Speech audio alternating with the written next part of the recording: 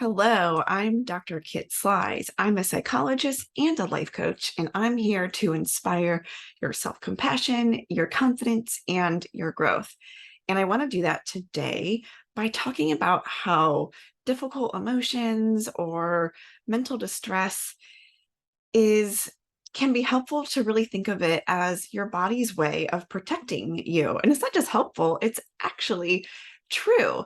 But a lot of the times we feel like when we're having anxiety or depression or we're coping with a traumatic or difficult or event, we're stuck in this place of feeling like something is wrong with us, that we are broken somehow. And while it's true that we have diagnoses for these mental diseases, sometimes it's helpful to remember that you are not broken and that these reactions truly, truly are our body's way of trying to protect us. Now, sometimes these efforts to protect us backfire a little bit, and I want to talk a little bit about that. But first, let me talk about how we got into this mess of the first place of really pathologizing things like anxiety and depression, things that we all experience on a continuum to some degree or another. Or even just in our society, any kind of emotional distress can be looked down upon. I work with people going through all sorts of different normal reactions to things in the world, losing loved ones, coping with difficult events, world events, things like that, and really having a hard time just being okay with being sad or upset about something when the reality is that our bodies are designed to do that. So, how do we get into this mess? And really, what it comes down to is therapists are trained under what's called the medical model. If you are working with a therapist, chances are that they took a class called psychopathology. You know, that has kind of scary name because we hear the word psycho and we're thinking like, okay, that's not a good thing, right? But actually, when we think about what psychopathology means, it's broken down. There's three Greek root words for it. The first root word is psycho. And all that means is mental or the mind. Okay. So we're just talking about the mind when we say psycho. It doesn't mean that somebody is psycho or something like that, but it just means the mind. Pathology comes from two other root words for Greek, pathos meaning disease or suffering. And then the last word, I don't know how to pronounce it because I don't speak Greek. It's something like logia or something like that. And it just means sort of like the study of or um, you know, learning about. Okay. So psychopathology broken down literally means the study of mental suffering, mental disease. Okay. And so with this medical model, we have had to categorize all of these things that are diseases of the mind. But these are just names that we put on things. We've just chosen to call something anxiety. And now there's good reasons why we want to categorize certain things as a disease. Just the way that our mental health care system works, for better or worse, is we need to say that somebody is sick in order for insurance to reimburse for their treatment or support their treatment. So there is some benefit to that. But the downside of it is that people pathologize, okay, emotions that can be normal, or even when anxiety does get to the point where it's impairing somebody's life, it's really important to remember how that anxiety is a protective mechanism. It comes from a place of protection. Okay. Now, it can get out of control and impair us in all sorts of ways.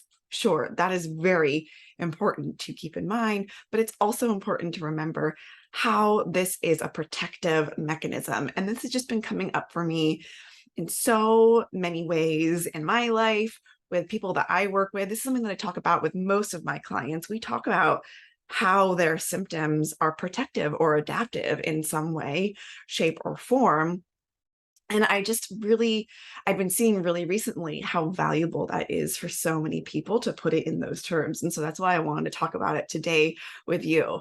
I really can't think of anything that's in our diagnostic criteria of mental disorders, right?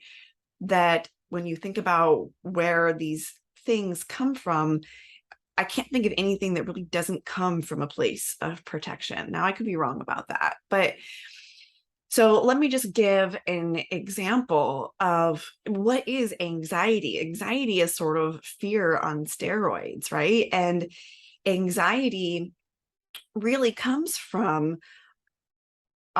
certainly, so again, fear is an element of it, and it comes from our body's natural stress response, which is our stress response exists to protect us. Okay, our stress response usually gets to do a couple different things. You might have heard the term fight or flight before. And so what that does is, what that means is that our body's stress response either prepares us to fight or flee from a threat in our environment. And it does that by activating different systems in our body, cardiovascular system. It shuts down our digestive system and gets your lungs going, gets your heart beating, and mobilizes you to either run away or fight.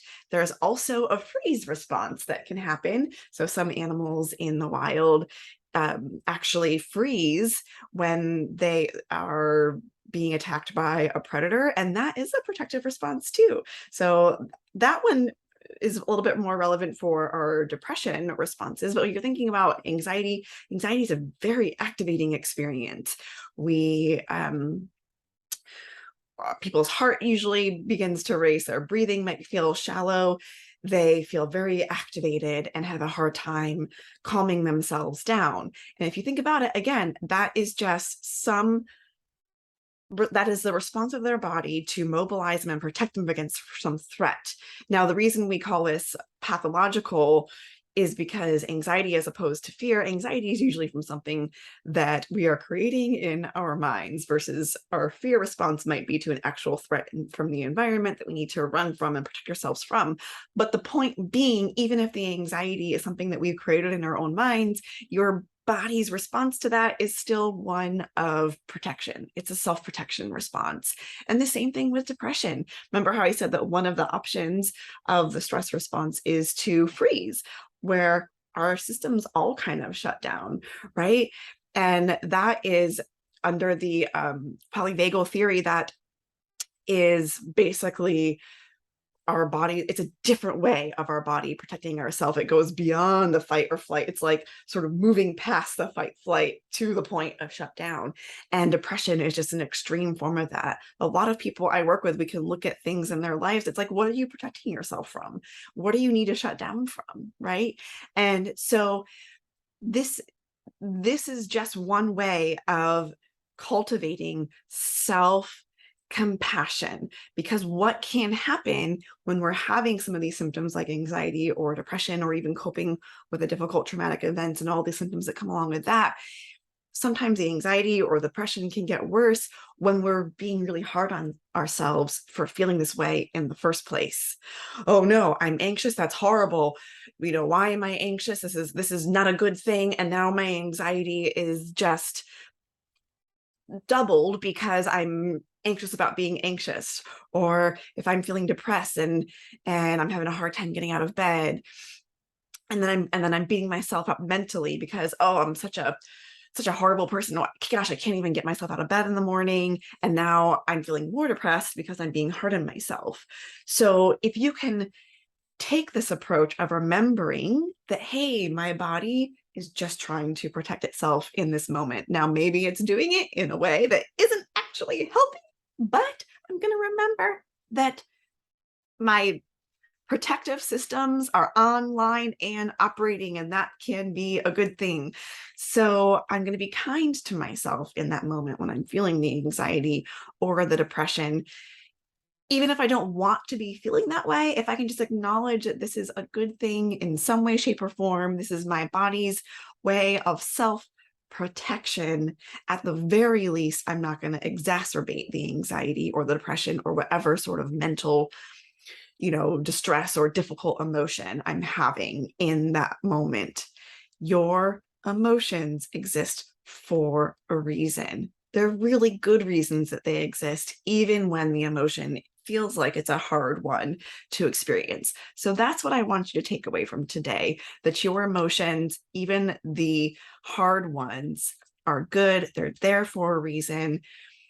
Try to think for yourself, hey, how is an emotion that you're experiencing a way that maybe your body and mind are trying to protect you from something? And you can maybe acknowledge that that protection isn't actually the most helpful thing in the moment.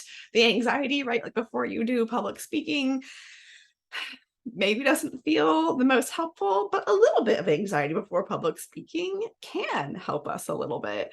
So just trying to reframe that a little bit. And this is not to say that you want to try to erase whatever those feelings are and get out of this place again. This is just to sort of normalize that and to put it from a strengths-based perspective. The strength being that your body's self-protected protection mechanisms are on board and operating. They're good. They work. Maybe they work a little bit too well. There's one way of thinking of it. And I hope that this mindset or just way of thinking about difficult emotions can help you feel a little bit more compassion towards yourself and assist you on your journey of growth so that you can go out into the world and feel confident. And until next time, I hope that you are well. Bye for now.